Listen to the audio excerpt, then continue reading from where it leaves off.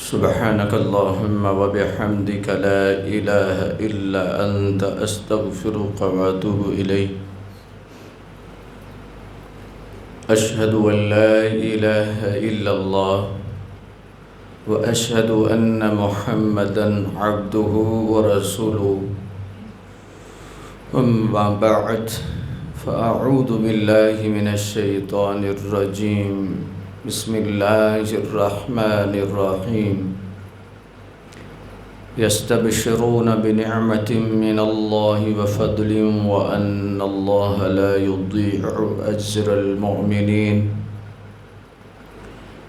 الذين استجابوا لله والرسول من بعد ما أصابهم القرح للذين أحسنوا منهم واتقوا أجر عظيم صدق الله مولانا العظيم إن الله وملائكته يصلون على النبي يا أيها الذين آمنوا صلوا عليه وسلموا تسليما الصلاة والسلام عليك يا سيدي يا رسول الله وعلى آلك وأصحابك يا سيدي يا حبيب الله الصلاة والسلام عليك يا سيدي يا خاتم النبيين وعلى آلك وأصحابك يا سيدي يا خاتم المعصومين آفاق سے ہے اس کی حریفانہ کشاکش خاکی ہے مگر خاک سے آزاد ہے مومن ججتے نہیں کنشق و حمام اس کی نظر میں جبریل و اسرافیل کا صیاد ہے مومن ہر لحظہ ہے مومن کی نئی آن نئی شان گفتار میں کردار میں ہے اللہ کی برہان یہ راز نہیں کسی کو معلوم کہ مومن قاری نظر آتا ہے حقیقت میں ہے قرآن قہاری و غفاری و قدوسی و جبروت یہ چار عناصر ہوں تو بنتا ہے مسلمان حمد و صلات کے بعد اللہ کا شکر ہے جمعۃ المبارک کی بابرکت گھڑیاں ہمیں میسر ہیں ہر 8 دن کے بعد ایسی برکھا برستی ہے اللہ کی طرف سے جو خاص ہوتی ہے اور عام و خاص پہ برستی ہے اور اس بارش میں بھی ایک قطرہ ایسا ہوتا ہے جو سب کے لیے ہوتا ہے اس قطرے کو گھڑی ساعت کے نام سے حدیث شریف میں یاد کیا گیا ہے کہ ہر جمعۃ المبارک کو ایسی ساعت اللہ نے حضور کی امت کو دی جو کسی کو نہیں پہلے دی کہ جو رب سے مانگا جائے ٹلتا نہیں ہر جمعۃ المبارک کو وہ ساعت اس امت کو ضرور نصیب ہوتی ہے اور وہ خاص و عام سب کے لیے ہے یہ نہیں کہ وہ اولیاء علماء عرفاء صلحاء کے لیے ہے بلکہ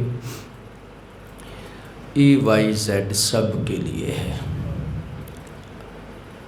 تو اس لحاظ سے اور پھر اس پر صوفیاء نے پورا آگے کلام کیا ہے اس کو کوشش کی ہے کہ وہ کون سی گھڑی ہے اسے حدیثوں سے بھی ساتھ سہارا دے کر تو ثبوت پیش کیے ہیں سیدہ فاطمہ الزہرا رضی اللہ تعالی عنہا ان کا کلام اور ان کے فرمودات بھی اس پر بہت زیادہ شاہد ہیں بہرحال یہ ایک طویل موضوع ہے کہ وہ ساعت کون سی ہے جمعۃ المبارک کی وہ ساعت ہر اس شخص کو زندگی میں ایک مرتبہ نصیب ہوتی ہے جو اہتمام سے جمعہ پڑھتا ہے۔ اہتمام سے مراد یہ ہے کہ حادثاتی جمعہ نہ ہو۔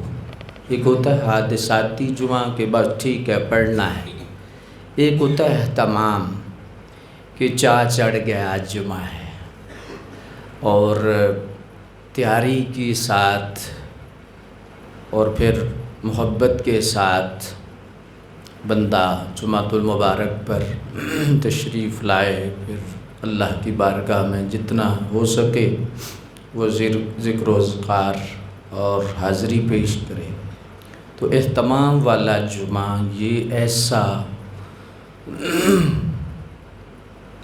وہ شخص جو اسے نصیب ہوتا ہے اس کو یہ سعادت زندگی میں ضرور ملتی ہے، اور پھر اس سعادت کو بھی حالانکہ سب پہ گزرتی ہے ملتی نہیں۔ ملنے سے مراد ہے کہ وہ سعادت اسے میسر آئے گی اور اس میں اس نے جو مانگا ہے اللہ اسے عطا فرما دے گا۔ تو یہ رحمتوں کی برکھا جمعۃ المبارک کی اللہ ہم سب کو نصیب فرمائے اور ہمیں اہتمام کے ساتھ جمعۃ المبارک کی تیاری کرنے کی توفیق عطا فرمائے۔ گزشتہ سے پیوستہ آج کا موضوع ہے شہدائے احد کی عظمت اور ان کا جو مرتبہ ہے۔ گزشتہ جمعۃ المبارک اسے چھیڑا گیا لیکن چھوڑا گیا، آج پھر سے انشاءاللہ اسی سے ہم ابتدا کریں گے۔ جو قرآن مجید کی 2 آیات میں نے تلاوت کی ہیں، ان میں جو پہلی 3 آیات ہیں، ویسے تو 4 آیات ہیں، 159، 170، 71 اور 172، یہ سورہ آل عمران کی۔ ان میں جو 3 آیات ہیں یہ شہدائے بدر کی شان میں، لیکن یہ جو آخری آیت ہے یہ غازیان بدر کی شان میں۔ الذین استجابوا للہ والرسول من بعد ما اصابهم القرح للذین احسنوا منهم واتقوا اجر عظیم۔ یہ ہوا کہ جب غزوہ مکمل ہو چکا تو ظاہر ہے کہ جو غزوہ احد کا دوسرا حصہ ہے اس میں ظاہری طور پر بہت نقصان ہوا امت کو، سرکار کے دندان مبارک بھی شہید ہو گئے اور پھر آپ کی جسم اقدس کو بھی بہت زیادہ نقصان پہنچا، بہت زیادہ۔ تو اس لحاظ سے پھر تقریباً اس وقت تعداد بھی بہت کم تھی، 70 جنازے اٹھے، اور ایسا سمجھیں کہ مدینہ کے ہر گھر سے جنازہ اٹھا، یعنی کسی جو بھی گھر سے نہیں اٹھا تھا تو اس کا ماموں تھے، اس کے چچا تھے، ان کے تایا تھے، گھر میں کوئی بہن جو ہے وہ بھائی سے محروم ہے، کوئی بیوی اپنے خامند سے محروم ہے، بیٹی اپنے باپ سے محروم ہے، تو یہ سینیریو تھا اس۔ اب اس پر تھوڑا سی آپ توجہ کریں کہ 70 جنازے ایک محلے سے اٹھ جائیں تو کیا انداز ہوگا۔ مختصر آبادی ہے مدینہ شریف کی، اور اس وقت جو مسلمانوں کی آبادی کا سلسلہ تھا وہ بھی بڑا مختصر تھا۔ تو یہ دوسری بڑی جنگ تھی غزوہ بدر میں، تو پھر اللہ نے جو انداز فتح دیا اس میں چند صحابہ کی شہادت ہوئی تھی، لیکن اس مرتبہ یہ سلسلہ اور تھا، جدا تھا۔ ظاہر ہے اللہ کے ہر کام میں حکمت ہوتی ہے، پھر سارے معاملات۔ تو ایک محلے سے 70 جنازے اٹھے۔ ابھی ایمان لانے والوں کی تعداد تقریباً 500-600 ہے یا اتنی، یعنی جو یہ تعداد راویوں نے لکھی ہے۔ آپ کے محلے کی تعداد اس سے زیادہ ہوگی آبادی کے اعتبار سے۔ تو ساری رشتہ داروں ایک ہی برادری ہو، ظاہر ہے اسلامی برادری ایک ہی برادری ہوتی ہے، تو جنازے اٹھ جائیں تو پھر کیا کیفیت ہوگی، اور پھر سرکار کی اپنی کیا کیفیت تھی کہ سرکار کے وہ محترم چچا دنیا سے گئے کہ سرکار کی صحابہ فرماتے ہیں نہ پہلے کبھی اور نہ کبھی بعد میں آواز ہم نے بلند دیکھی، صرف اس دن سرکار کی آواز مبارک بھی بلند ہوئی تھی۔ یعنی آپ کے جو گرہ مبارک تھی جس میں اس میں آواز بلند ہو گئی تھی، اور سرکار نے فرمایا کہ یہ میری زندگی کا سب سے بڑا صدمہ ہے۔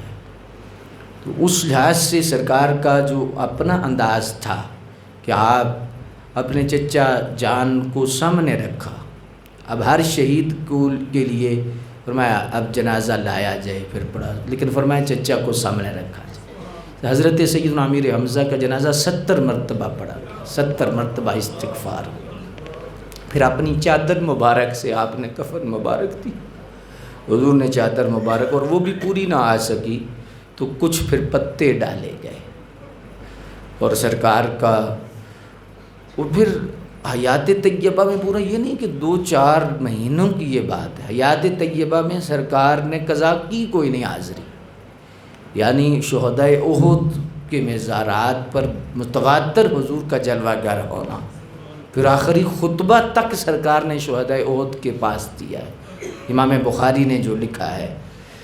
تو اس لحاظ سے بہت عجیب سینیریو تھا، آپ اس پر ذرا تھوڑا تصورانہ آپ اگر آپ کی پرواز ہو تو وہ کریں کہ کیا ماحول ہوگا کہ 70 جنازے، حضور کے گھر سے چچا کا جنازہ اٹھا ہے، اور عبداللہ بن جحش حضور کے پھوپھی زاد بیٹے ہیں، حضرت زینب بن جحش کے بھائی ہیں، یہ ام المومنین ہیں، اور ان کی شہادت ہوتی ہے جی۔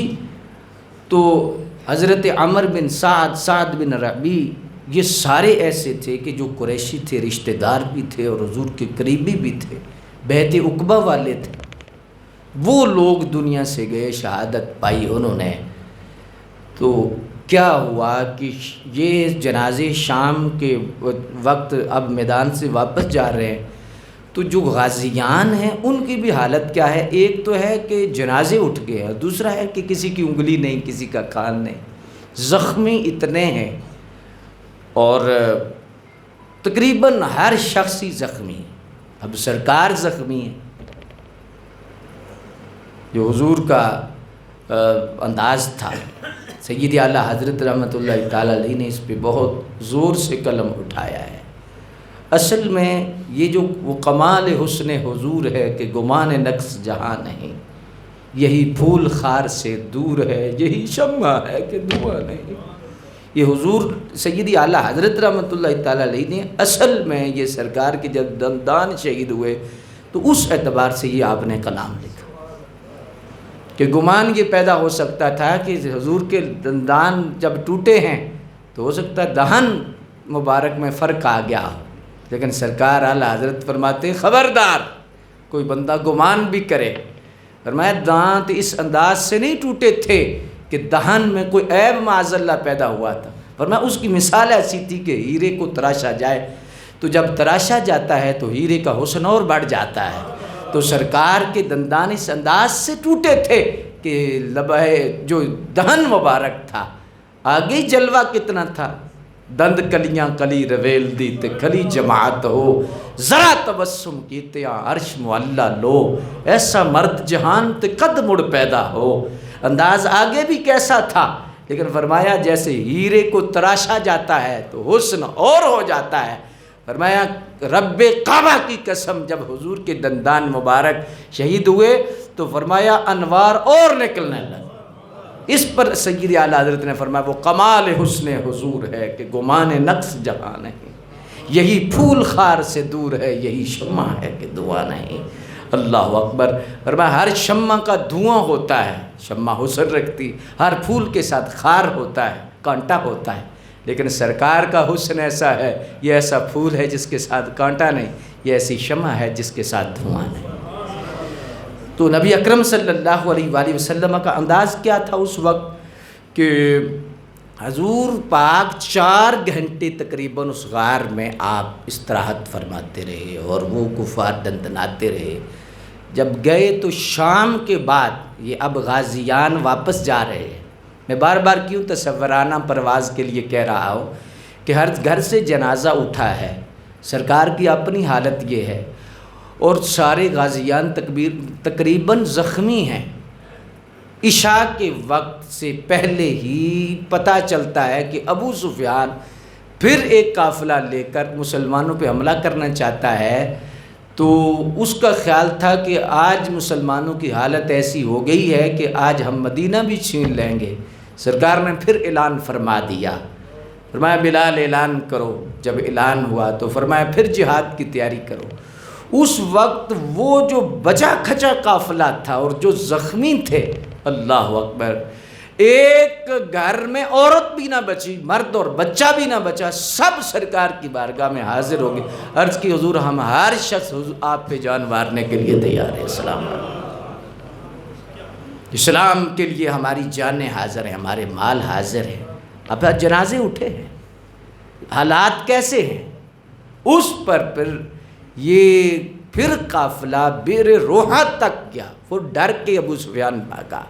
اس وقت جو حالت تھی حالت کفر میں تھی، اور وہ ساری کی ساری ترتیب کر رہا تھا۔ تو یہ الفاظ بھی میں اس انداز میں ادا کر رہا ہوں۔ جی بعد میں تو اسلام کی دولت ملی اور سارے کا سارا سلسلہ ملا، اللہ اکبر۔ تو اس لحاظ سے بئر روحہ یہ 80 کلومیٹر تقریباً بنتا ہے، جہاں آج مجھے اس دفعہ بھی اس کنویں سے پانی پینا نصیب ہوا ہے جہاں سرکار نے اپنا لعاب مبارک ڈالا تھا۔ آب شفا جو ہے وہ آج تو الحمدللہ وہ پانی عام کر دیا گیا ہے۔ 2006 میں بہت پابندیاں تھیں، پرچے ہوتے تھے، حاجیوں کے پاس بورڈ لیے جاتے تھے اور بہت عجیب سینیریو تھا۔ اس وقت بھی اللہ نے ہمیں شرف دیا کہ ہم رات 2 بجے وہاں پر سرکار کی کرم نوازی سے حاضر 2006 میں وہاں حاضر ہوئے، اور حاضر ہو کر وہاں وہ آب حیات ہم نے پیا۔ ہم اس آب شفا کو آب حیات ہی کہیں، جہاں سرکار کے جو لعاب مبارک گرا تھا، سبحان اللہ۔ تو وہاں تک اب پتہ چلا کہ وہاں تک آیا ہے ابو سفیان اور وہ کفار کا قافلہ۔ یہ قافلہ سارے غازیان احد جو تھے یہ سب اکٹھے ہو کر اللہ اکبر وہاں تک پہنچے۔ اور اس وقت جو جذبہ تھا، یہ ساری چیزیں ملا کر کے زخمی ہونے کے باوجود، گھر میں فوتگی ہونے کے باوجود، سرکار کی حالت دیکھنے کے باوجود، ان غازیان کا کیا جذبہ تھا؟ تو رب نے فرمایا جبریل، جی رب جبریل، فرمایا اب محبوب کو جا کے پیغام دو۔ ایسے نہیں ہے، یہ جو قافلہ گیا ہے نا، جو بچا کھچا قافلہ ہے، یہ جتنے ہیں، فرمایا ان کے لیے اسپیشل آیت لے کے جاؤ۔ اس وقت یہ آیت نازل، الذین استجابوا للہ والرسول من بعد ما اصابهم القرح للذین احسنوا منہم واتقوا اجر عظیم۔ وہ لوگ جو اللہ اس کے رسول کے بلانے پر زخمی ہونے کے باوجود فوراً حاضر ہو گئے، ان نیک بندوں اور پرہیزگاروں کے لیے بڑے ہی ثواب۔ ان نیک بندوں اور پرہیزگاروں کے لیے یہ ایسی ڈگری ہے کہ رب جنہیں نیک کہہ رہا ہے اور رب جنہیں پرہیزگار کہہ رہا ہے۔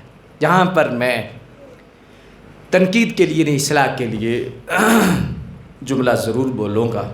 بہت ایسے آج دانشور بے لغام اور بہت سارے ایسے مفتی اور بہت سارے ایسے محقق ایسے ہیں کہ جب شہداء احد کے غازیان کا تذکرہ ہوتا ہے تو صرف وہ تیر اندازوں کو لے کر جو نیچے اترے تھے اور جن کی وجہ سے پھر آگے جنگ کا نقشہ بدلا تھا، جو پچھلے جمعہ المبارک پر میں نے عرض کیا، تو ان کو تنقید کا نشانہ بناتے ہیں، اور تنقید کا نشانہ بنا کر تو پھر کیا کرتے ہیں کہ صحابہ کبار علیہ مردوان کی گستاخی کا وہ پہلو نکالتے ہیں۔ بیان وہ سرکار کی محبت کا ظاہری انداز میں کرتے ہیں، جی سرکار کا دندان شہید ہو گیا اور حضور علیہ السلام کا امت کا اتنا نقصان ہو گیا، تو وجہ نقصان کیا بنی؟ وہ عدم توجہ صحابہ کی جو تیر اندازوں میں۔ تو اس لحاظ سے یہ ہم اہل سنت و جماعت کا موقف بڑا واضح ہے۔ ہمارا کہنا ہے کہ یہ ہوا، سب کچھ ہوا، لیکن اس کے بعد کیا ہوا؟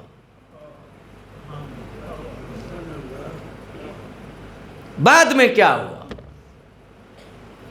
پہلے جو ہوا اس پر بھی ہمارا ایمان ہے، اور اس پر بھی سید اعلیٰ حضرت رحمۃ اللہ تعالی علیہ نے جو کلام کیا ہے وہ اشش بندہ کر اٹھتا ہے صحابہ کی عظمت اور شان کے حوالے سے۔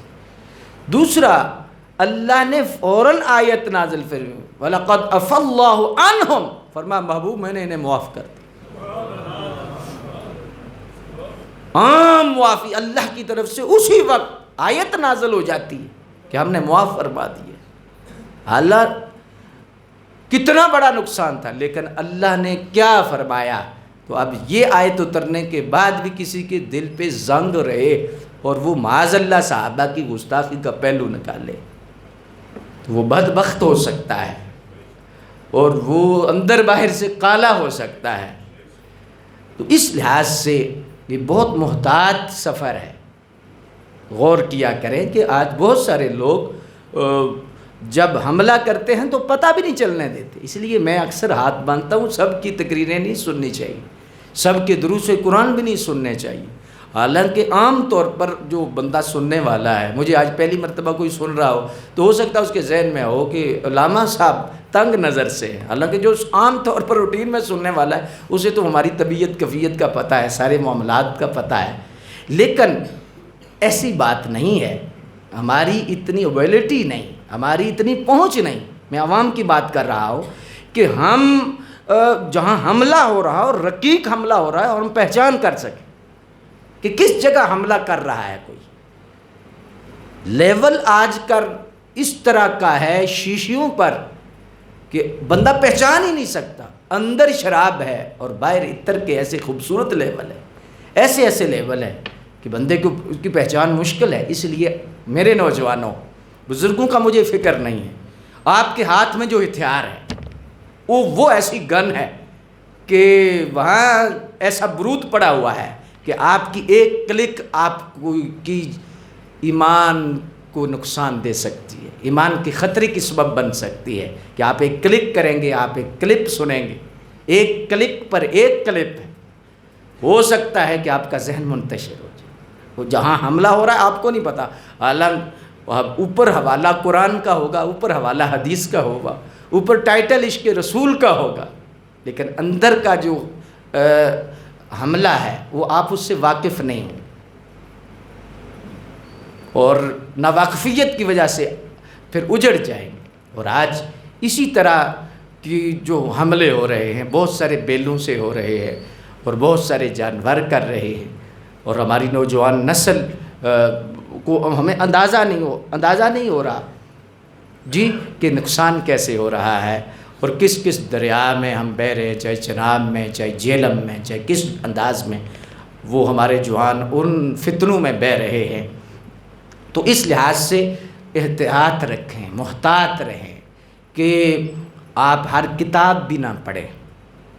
میں سچی بات کر رہا ہوں، یہ ایسے حملے بڑے بڑے علماء پھسل جاتے ہیں، عام عوام کی تو بات ہی اور ہے، علماء کے پھسلنے کا ڈر ہے۔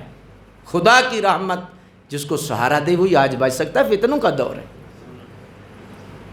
آج آسان نہیں ہے ایمان بچانا۔ میں تو اکثر ڈائگنوز بیماری جب کرتا ہوں تو ساتھ علاج مختص کرتا ہوں، اور وہ یہ کہتا ہوں کہ روزانہ آج ایسا دور ہے، واقعی ایسا دور ہے کہ رات کو کلمہ پڑھ کے سویا کریں، کہ دن کو ایسے ہم جملے بول دیتے ہیں۔ 7 مرتبہ بندے کو کلمہ پڑھنے چاہیے، تجدید ایمان کرنے چاہیے، اور 2-4 مہینے کے بعد تو آج کل تجدید نکاح بھی کرنا چاہیے۔ ایسے حالات ہیں، یہ بہت خطرناک ہم سلسلے میں جا رہے ہیں اور بڑی عجیب مسائل ہیں۔ تو اس لحاظ سے صحابہ کے بارے رضوان اللہ علیہم اجمعین کی ذوات، اہل بیت کی ذوات، حضور کی نسبتوں کی جو بھی سلسلہ ہے، سبحان اللہ، جب بندے کی سوچ جائے پھول کھل جائے، ادب سے جھک جائے اور ادب اور احترام کے سارے تقاضے پورے ہوں۔ میں مسجد میں کہہ رہا ہوں، وقت ایک مقرر ہوتا ہے، بندے نے قبر میں جانا ہوتا ہے، اور میں قبر کو سامنے رکھ کے یہ جملہ کہہ رہا ہوں کہ ادب کے سارے تقاضوں کو نظریات کے اعتبار سے جو پورا کرنے والے لوگ ہیں انہیں اہل سنت و جماعت کہتے ہیں۔ یہ سچی بات میں آپ کے سامنے کر رہا ہوں اور حقیقت یہی ہے۔ تو اس لحاظ سے یہ آیت پر میں اس آیت پر بات کر رہا ہوں، الذین استجابوا للہ والرسول۔ اب یہ شام کا وقت ہے، وہ کتائی جو ہوئی ہے دن کو ہوئی ہے تیر اندازوں کی، اور ان میں وہ لوگ بھی سارے شامل ہیں، نہیں سمجھ آ رہی؟ اور ان کے لیے علیحدہ سندیسہ رب بھیج رہا ہے، اور اللہ انہیں پرہیزگار کہہ رہا ہے اور نیک کہہ رہا ہے۔ 14ویں صدی کے بعد کوئی اٹھنے والا مفسر، محقق یا کوئی دانشور اپنی تحقیق کے پیش نظر اور اس کے رسول کے دباؤ پر وہ کسی صحابہ پر کوئی بھی جو ہے وہ تنقید کا کوئی بھی نشانہ باندھے تو یہ برداشت نہیں ہو سکتا، اور نہ ایسا ہو سکتا ہے۔ نص قطعی موجود ہے، الذین استجابوا للہ والرسول۔ یا تو بتاؤ کہ وہ تیر انداز جو ہیں وہ ان سے علیحدہ تھے، وہ اس بعد والے قافلے میں شامل نہیں تھے، اس کو بھی رہنے دو۔ وَلَقَدْ عَفَا اللَّهُ عَنْهُمْ، یہ کدھر لے کے جاؤ؟ رب فرماتا ہے کہ محبوب ہم نے تحقیق ہم نے معاف فرمایا۔ تو اس لحاظ سے مقتدر سامعین حضرات کی میں زور اس لیے دے رہا ہوں کہ اس کا تعلق نظریے سے ہے، عقیدے سے ہے، اور عقیدے اور ایمان کا یہ مسئلہ ہے۔ صحابہ کی ذات کا جو مسئلہ ہے وہ اس کا تعلق عقیدے سے ہے، اہل بیت کی ذات کا تعلق جو ہے اس کا تعلق عقیدے سے ہے۔ ان کی متعلق ایسی گری ہوئی سوچ وہ سرکار سے دور کر دیتی ہے، اور اس کا تعلق چونکہ بالواسطہ سرکار سے ہے۔ صحابہ کون ہیں؟ اہل بیت کون ہیں؟ وہ حضور کے صحابہ ہیں، حضور کے اہل بیت ہیں، تو انڈائریکٹ طور پر حضور پر حملہ ہوتا ہے۔ تو اس وجہ سے ہم زور دیتے ہیں کہ ان ذوات کے متعلق جب بولا جائے، منہ کھولا جائے، سوچا جائے، 10 مرتبہ وضو کیا جائے، سوچ کا بھی وضو کیا جائے، سوچ کا رکوع اور سجدہ کیا جائے، جب صحابہ پر بولا جائے یا اہل بیت پہ بولا جائے۔ یہ بہت جلیل القدر ہستیاں ہیں۔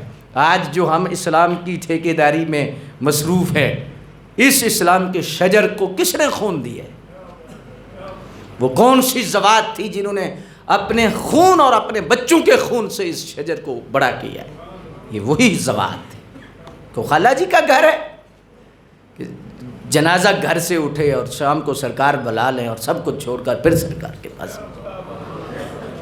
یہ سلیکٹڈ لوگ تھے، یہ چنے ہوئے لوگ تھے، رسول اللہ کے لیے اللہ نے خاص چنے تھے۔ تو بشری تقاضوں سے غلطی ہو جاتی ہے، معصوم تو صرف نبی ہے، یہی تو مسئلہ ہے معصومیت ہے۔ معصوم انبیاء ہیں، صحابہ معصوم نہیں۔ تو اس لحاظ سے ان چیزوں کو ڈسکس کرتے وقت بندہ دائرے سے نکل سکتا ہے، تو ادب کا دامن نہیں چھوڑنا چاہیے۔ الذین استجابوا للہ والرسول من بعد ما اصابهم القرح للذین احسنوا منهم واتقوا اجر عظیم۔ سبحان اللہ۔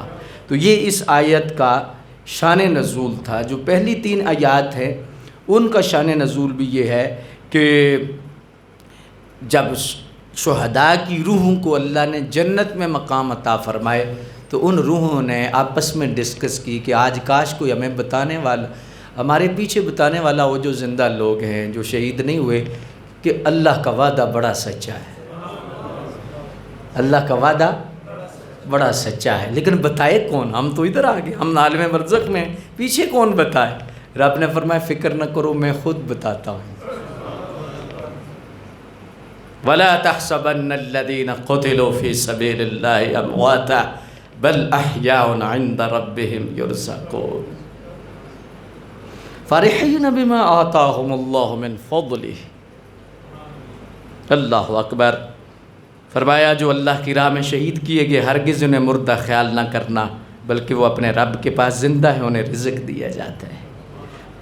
فرحین بما آتاہم اللہ من فضلی، وہ اس پر خوش ہیں جو اللہ نے انہیں اپنے فضل سے دیا ہے، اور اپنے پیچھے رہ جانے والے اپنے بھائیوں پر بھی خوش ہیں جو ابھی ان سے نہیں ملے، کہ ان پر نہ کوئی خوف ہے نہ غم ہے۔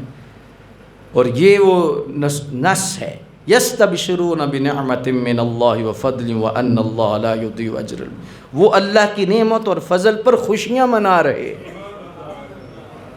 جنت میں۔ حالانکہ کان کٹ گئے ہیں، آنکھیں نکل چکی ہیں، جسم کا مسئلہ ہو چکا ہے، جسم کے ٹوٹے ٹوٹے ہیں۔ اللہ اکبر۔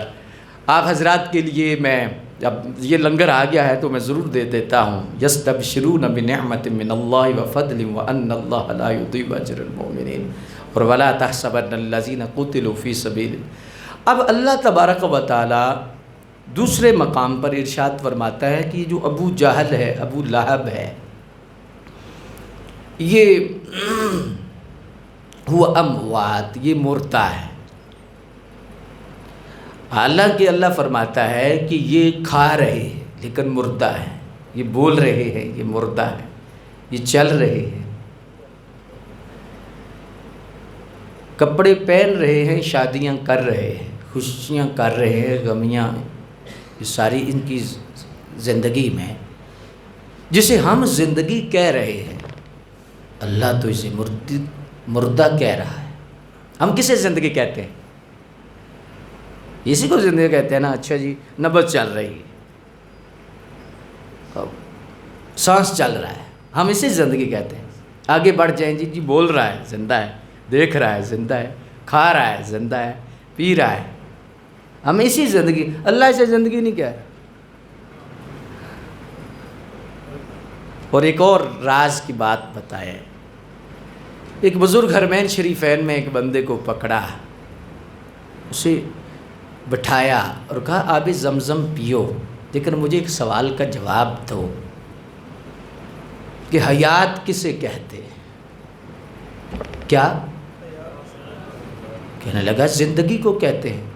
فرمایا بھئی یہ بڑی عجیب بات ہے. اللہ تبارک و تعالی جل مجد الکریم جسے حیات کہہ رہا ہے، تو آپ نے رو کے فرمایا بیٹا حیات وہ ہوتی ہے جس کے بعد موت نہ ہو. حیات وہ ہوتی ہے،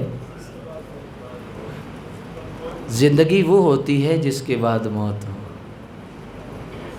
تو اللہ نے یہ نہیں فرمایا کہ اسلام مکمل ضابطۂ زندگی ہے، اسلام مکمل ضابطۂ حیات ہے. فرمایا یہ اللہ نے سانس دیے ہیں، یہ زندگی دی ہے تاکہ حیات سنور جائے. آگے کافر کو بھی حیات مل رہی ہے، مومن کی بات ہی نہیں. مرنے کے بعد کافر کو بھی حیات، لیکن مومن کی کیا ہے؟ من عمل صالحا من ذکر او انثى وهو مؤمن فلنحيينه حیاتا طیبہ. فرمایا جو مومن ہے، چاہے مرد ہے عورت ہے، نیک عمل کرے، ہم اسے حیات طیبہ دیں گے. کافر کے لیے بھی حیات کا لفظ آیا کہ مرنے کے بعد وہ زندہ ہوگا. بدر کے مقام پر کیا وہ حدیث شریف اس کو کیا کریں گے کہ جب سرکار دو عالم صلی اللہ علیہ وآلہ وسلم حضرت عمر پاک کو پکڑ کر اس گھڑے پر آئے. میں اس دفعہ وہ گھڑا بھی میں نے دیکھا آج اس جگہ بدر کے مقام پر. جب اس دفعہ بھی ہم گئے تو جس جگہ کفار کی جو لاشیں پڑی تھیں ایک گھڑے میں پڑی تھی، حضرت عمر پاک کو سرکار پکڑ کے لائے تو سرکار نے ان سے مخاطب ہو کے ابو جہل سے کہا، فرمایا بتاؤ اب میں کہتا تھا جو سچا ہے یا جو تم کہتے تھے سچا؟ بتاؤ نا، میرا پیغام سچا ہے. حضرت عمر بول پڑے، یا رسول اللہ کیا یہ سنتے ہیں؟ سرکار نے فرمایا عمر تجھ سے زیادہ سنتے ہیں. صحیح بخاری میں ہے، مسلم میں ہے، فرمایا عمر تجھ سے زیادہ سنتے ہیں. تو مرنے کے بعد جو سماعت اور حیات کا جو سلسلہ ہے وہ بہت حد تک بڑھ جاتا ہے. اسی لیے تو جوتوں کی آہٹ مردہ سنتا ہے. صحیح مسلم میں روایت ہے.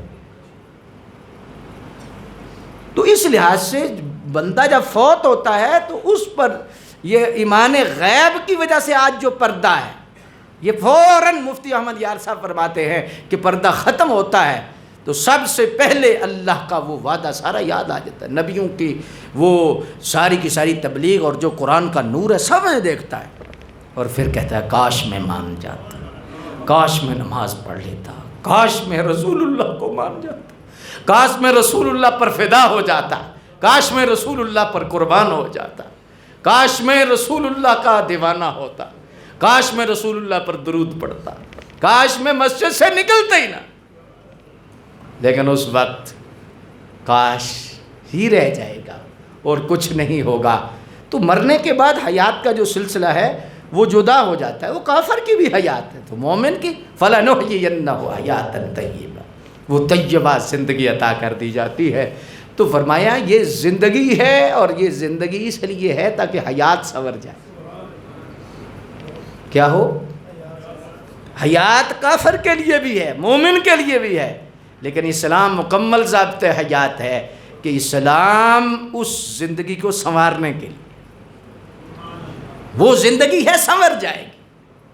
زندگی تو کافر کے پاس بھی ہے، لیکن تمہارے دامن میں جو نبی کی غلامی کا پٹا ہے، وہ جب تم سچے غلام بن جاؤ گے تو وہ حیات سنور جائے گی۔ جی تو اب یہاں اعلیٰ حضرت لکھتے ہیں، واہ امام اہل سنت، کیا بات ہے آپ کی، سبحان اللہ۔ آپ فرماتے ہیں دیکھو ابو جہل دیکھ رہا ہے لیکن مردہ ہے، بول رہا ہے لیکن، بولیے آپ تو زندہ ہیں، آپ بولے نا، کیا ہے؟ وہ مردہ ہے۔ کھا پی رہا ہے لیکن قرآن ہے نا سکتی ہے، مردہ ہے۔ لیکن ادھر امیر حمزہ کا بازو بھی کٹا ہے، آنکھ بھی نکلی ہے، کان بھی کٹا ہے، اللہ، زبان بھی کٹ گئی ہے، جگر بھی نکل چکا ہے، کلیجہ نکل کے چبایا بھی جا چکا ہے، پابندی لگ گئی ہے۔ وَلَا تَحْسَبَنَّ الَّذِينَ قُتِلُوا فِي سَبِيلِ اللَّهِ أَمْوَاتًا بَلْ أَحْيَاءٌ عِندَ رَبِّهِمْ يُرْزَقُونَ۔ خبردار، گمان بھی نہ کرنا کہ یہ مردہ، یہ زندہ ہے۔ کیا بات ہے رب کی عظمت اور شان کی کہ یا اللہ یہ چل رہے ہیں تو تو مردہ کہہ رہا ہے، یہ کھا رہے ہیں تو تو مردہ کہہ رہا ہے، یہ پی رہے ہیں تو مردہ کہہ رہا ہے۔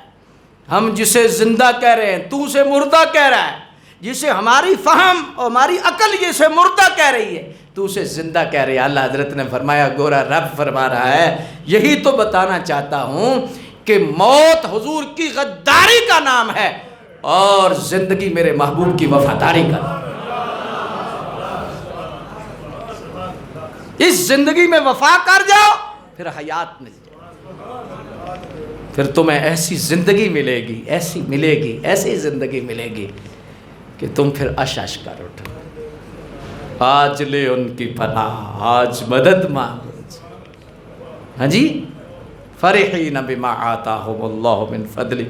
میں چاہتا تو تھا کہ ان آیات پر مزید میں بات کرتا، لیکن یہ شہدائے احد کی عرس کے دن ہیں تو ہم نے کہا چلو اس سمندر سے ہم بھی قطرہ لے لیں، ہاں جی، اور ان کے ذکر کرنے والوں میں ہمارا بھی نام آ جائے۔ اللہ اکبر۔ اللہ تبارک و تعالیٰ ان نفوس قدسیہ پر کروڑہ رحمت کا نزول فرمائے۔ سچی بات ہے کہ جب میری ہر دفعہ حاضری ہوتی ہے شہدائے احد پر، اور ہر حاجی کی تقریباً جو سرکار کے عاشق ہے وہاں شہدائے احد کے مزارات پہ حاضری ہوتی ہے۔ آج مٹی کا ذرہ ذرہ بھی انہیں سلام کر رہا۔ سبحان اللہ، اللہ اکبر۔ حضور نے فرمایا احد کی جو مٹی ہے وہاں ذرے تھوڑے ہیں، فرشتے زیادہ۔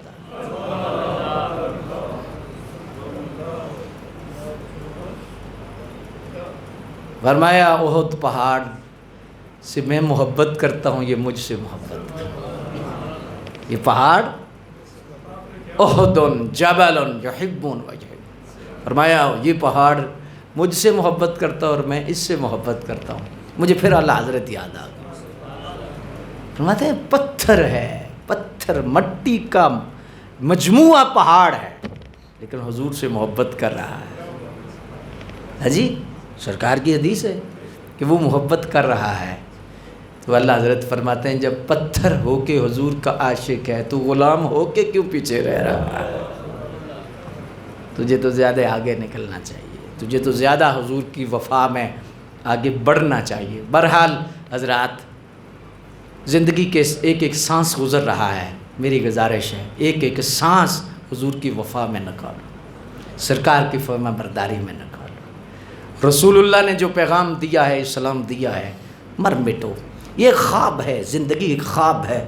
خواب آتا ہے بندے کو تو شاہ عبدالعزیز دباغ کہتے ہیں خواب میں ڈرتا ہے، جنگل دیکھتا ہے، اس میں جانور دیکھتا ہے، خواب ہے، مشکل دیکھتا ہے، اور خواب میں اتنا ڈر رہا ہوتا ہے، لیکن جاگ کھلتی ہے تو کہتا ہے شکر ہے میں نے تو جی۔ تو فرمایا ایک اچھا خواب ہوتا ہے، ایک برا خواب ہوتا ہے۔ مومن کی مثال دنیا کی ایسی ہے، کافر کی مثال ایسی ہے کہ کافر آج خواب دیکھ رہا ہے، مزے لوٹ رہا ہے، لیکن خواب ہے اس کے لیے، یہ زندگی خواب ہے، اور جب آنکھ کھلتی ہے تو وہ گڑھے میں گرا ہوتا ہے، حالانکہ خواب میں جنت دیکھ رہا ہے، خواب میں نظارے دیکھ رہا ہے۔ تو فرمایا یہ ایک خواب ہے مومن کی زندگی اور کافر کی زندگی، یہ خواب ہے، آج اس کو مشکل ہے، آج اسے پریشانی ہے، آج یہ بھی کروڑ کما سکتا ہے، سود پر بینک سے قرضے لے کر تو اربوں کی جائیداد بنا سکتا ہے، لیکن اس لیے پابندی آج مشکل میں، نانے شبینہ پہ ترس رہا ہے کہ جھونپڑی میں رہا ہے آج مشکل میں، لیکن ایک خواب ہے، جب آنکھ بند ہوگی پھر آنکھ کھلے گی تو مزے آ جائے۔ تو اس زندگی میں، اس خواب میں مزے میں نہ رہو، جتنی مشکل ہوگی آگے آسانی ہوگی۔ شاید میں نے پچھلے جمعۃ المبارک پر بھی یہ کہا تھا کہ والد کی جو نصیحت ہے اور والد کی جو پابندیاں ہیں وہ بڑے ہو کے پتہ چلتا ہے کہ یار ابا جی ٹھیک کہتے تھے، ابا جی ٹھیک کہتے، ایسا ہی ہے۔ بچے کو نہیں پتہ چلتا کہ اب کہتا ہے بڑا پابند کر رہے ہیں جی، موٹر سائیکل نہیں چلانا، ایتھے نہیں جانا، ایتھے نہیں جانا، ایتھے نہیں جانا۔ اب بچہ بعض دفعہ ہو جاتا ہے، جذباتی ہو جاتا ہے کہ ابا جی مجھ پہ اتنی پابندیاں ہیں، لیکن جب وہی بچہ بڑا ہوتا ہے کہتا ہے ابا جی سچ کہتے تھے، ابا جی کی پابندیاں صحیح تھی، ابا جی کی کیا بات ہے۔ تو مومن بھی جب فوت ہوگا تو جس طرح آج بچہ بڑا ہو کے کہہ رہا ہے کہ ابا جی کی پابندیاں ٹھیک تھی، مرنے کے بعد بھی بندہ کہے گا رب کی پابندیاں ٹھیک تھی، رب نے جو پابندی لگائی تھی، سود نہیں لینا، حرام نہیں کھانا، رشوت نہیں لینی، جھوٹ نہیں بولنا، ادھر نہیں دیکھنا، رب کی پابندیاں بالکل صحیح تھی۔ اور جو پابند ہو کے جاتے ہیں آگے ان کے لیے کوئی رکاوٹ نہیں ہوتی، اور جو ادھر پابندی کا خیال نہیں رکھتے ان کے پھر آگے پابندیاں ہی پابندیاں ہیں۔ اللہ اکبر۔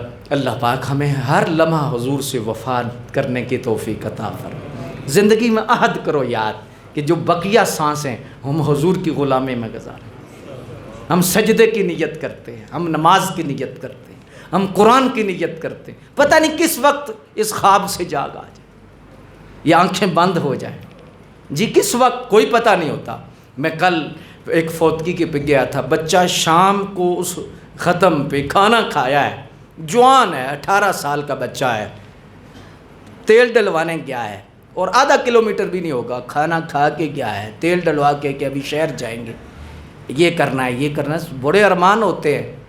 15 منٹ نہیں گزرے تیل ڈلوا کے واپس آیا، راستے میں کتا آیا موٹر سائیکل کھینچے، ایکسیڈنٹ ہوا، موقع پہ ڈیتھ ہو گئی، موقع پہ ڈیتھ ہوئی۔ کیا اس جوان کے ارمان نہیں تھے؟